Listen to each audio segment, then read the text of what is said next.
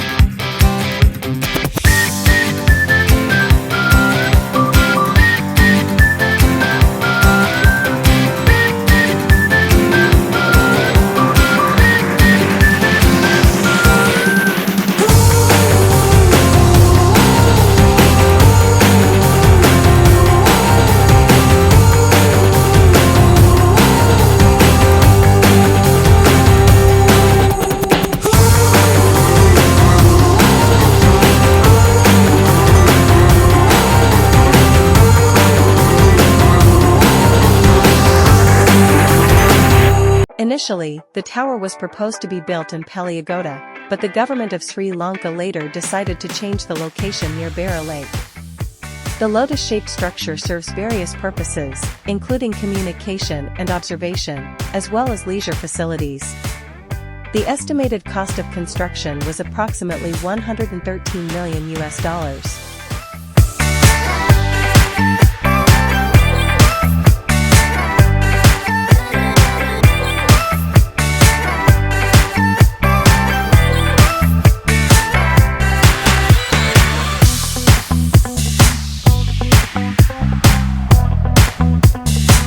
The tower is 350 meters, 1,150 feet tall and covers 30,600 square meters, 329,000 square feet of floor area. The design of this building is inspired by the lotus flower. The lotus symbolizes purity within Sri Lankan culture and is also said to symbolize the country's flourishing development. The tower base is inspired by the lotus throne and will also be formed by two inverted trapezoids. The tower's color can be changed by RGB lights.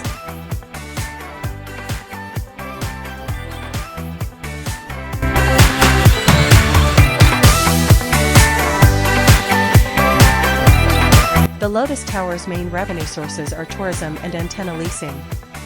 It functions as a radio and television broadcasting antenna ISDBT and proposed DVB-T2 support structure for 50 television services, 35 FM radio stations and 20 telecommunication service providers, and will house a variety of tourist attractions.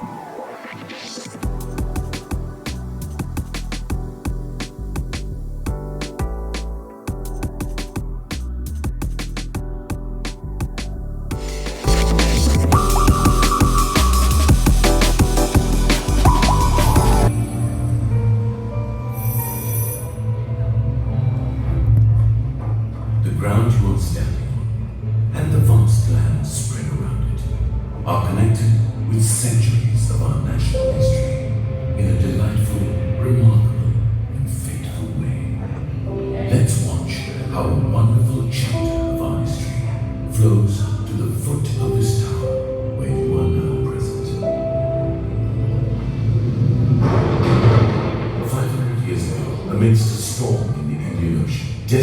guided the Portuguese to the enchanting shores of Lanka, a serendipitous encounter that marks a pivotal point in the history of Colombo. The captain of the Portuguese naval fleet, Lorenzo de Almeida, spots an unusually large mango tree. Its branches lush with leaves, the barren of fruit. Colombo, once known as Colombo, derived its name from this humble mango tree.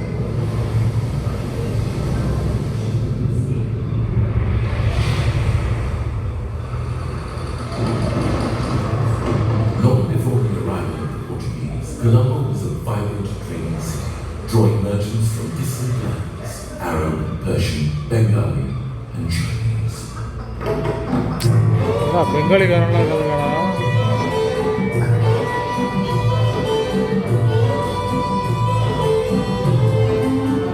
In the middle of dense forests, marshy land and rivers that surround Colombo, messengers lit on fire, its smoke heralding the arrival of strangers from distant shores. To King Peliyagoda the Fifth of Kotte. Reports of the newcomers reaches the king's court. Dear Lord, a very white race, clad in iron, has landed on our shores. They are eating white rock and drinking blood, trading gold for mere trinkets, and their firearms seem out of this world, my king.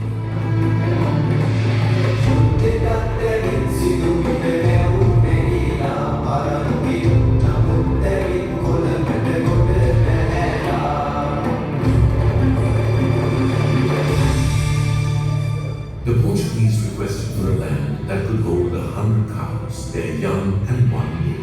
A seemingly harmless request, to which the king reluctantly agreed. Colombo Lake, from the bygone era of Colombo, was spread out as a great lake, enveloping landmarks such as Regal Cinema Hall, Colombo Fort, and the railway station. There arose a formidable fortress with 12 barracks. Inside there were churches, hospitals, and grand villas.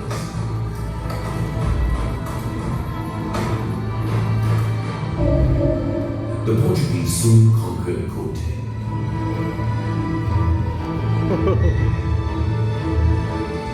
But against them stood one young prince, Prince Tigiri, known to be born for war.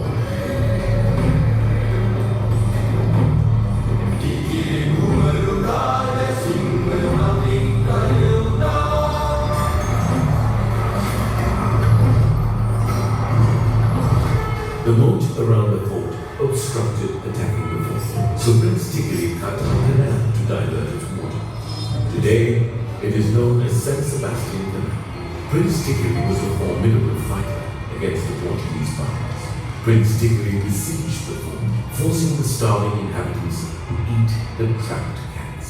In 1656, King Bardasinga II took the help of the Dutch to eradicate the Portuguese power that Prince had confined to Colombo Fort. The departure of the Portuguese and the arrival of the Dutch was said to be like trading ginger for chili. The VOC logo appeared on Dutch buildings and roofs. Houses with arched ledges, scrolls and porches came to Colombo. The Roman Dutch law came to Sri Lanka. At that time, a Dutch church built on grounds where wolves roamed was called Wolfenberg. A Dutch engineer named Beira built a channel to drain the water from Colombo Lake. Since then, Colombo Lake became Beira Lake. At 10 a.m. on February 16, 1796, the Dutch flag lowered for the last time over Colombo, marking the end of 140 years of Dutch dominion. In a symbolic gesture of surrender, the Dutch surrendered their arms to the incoming British forces in a site just meters away from where we stand. With the signing of the Camden Convention in 1815, the entirety of Sri Lanka fell under British rule, and Colombo emerged as the nerve center of colonial power. In the same year, King Sri Lankan, the ruler of Kandy, was captured at Beira in central Kandy and brought to Colombo. Till he was sent to Vellore in India, he was housed in a Dutch officer's residence. Venkatarangana, the Indian wife of the king, stayed in a mansion in Malabar. The place where the queen went down to the Beira Lake to go to Malabar stood the Portuguese gunpowder building. The water in Colombo was brackish that day. The best water was at Captain's Garden, a place a few meters away from me. This water was distributed to the whole of Colombo. Sri Kailavathanathan Temple, the oldest Hindu temple in Colombo, is also located on this wonderful land. The queen who was taken to Malabar had new clothes sewn. Her famous painting, drawn by a painter named Danny, was drawn as she sat by the Beira Lake. The British, who revolutionized the country's road sector, built a road from Colombo to Malabar.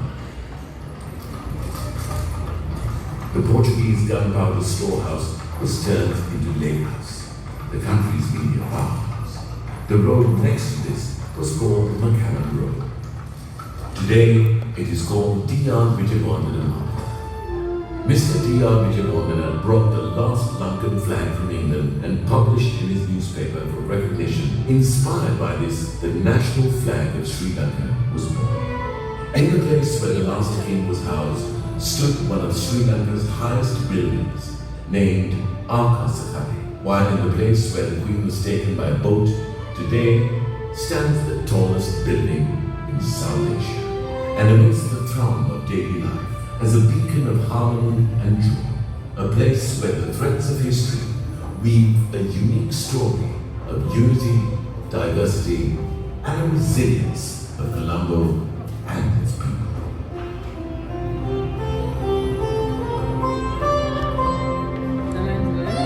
நல்லா இருந்துச்சு. நம்ம tour ஆரம்பிக்கவே பார்க்கணும், முடிச்சு பார்க்கணும்.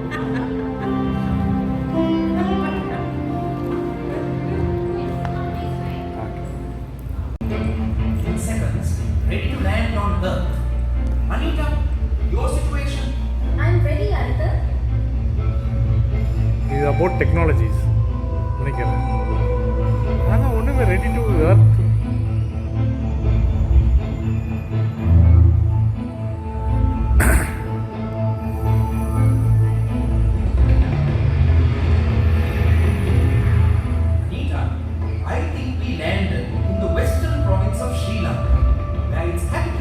Colombo is located.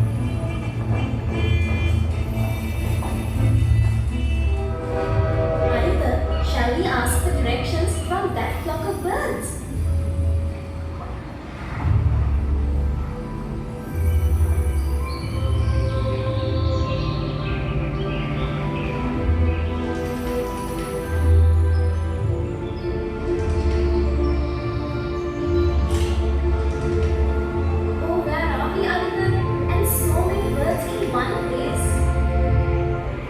I have heard approximately 200 bird species migrated to Sri Lanka each year to escape the winter in their home countries. Even though we are in the most urban area of Sri Lanka, there is no shortage of trees here in India. That's true. That's the parliament, it seems. Not just the trees. Look at the variety of animals. Look, there's a fishing cat. A cat who does his own fishing.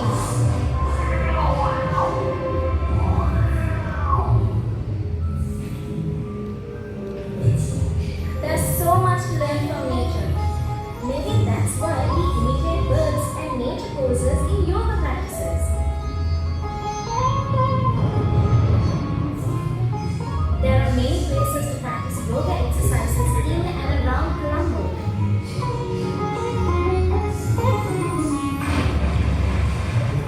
In this island, there are things to see under the sea as well. There are more than 200 shipwrecks around the seas of Lanka. Out of that, 30 shipwrecks along the coast of the western province.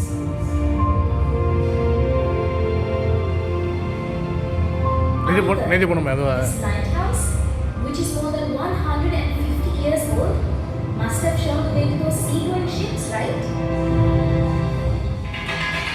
Rita, I'm feeling hungry now.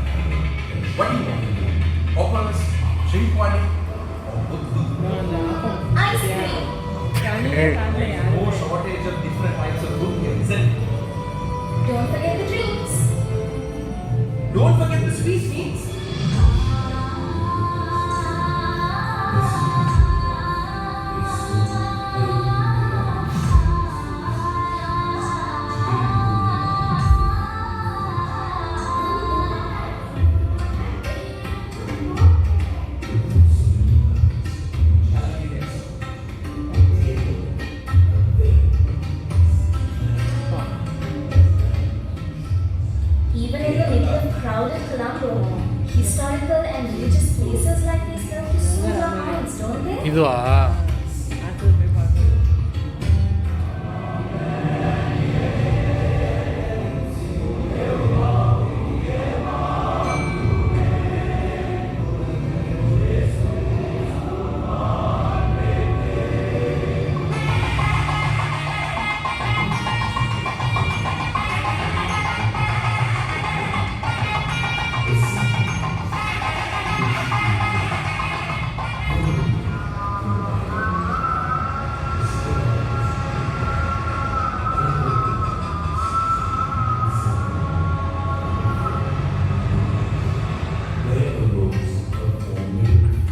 We came to the Coastal Museum, which is right next to Lotus Tower, to find out how messages were sent 200 years ago.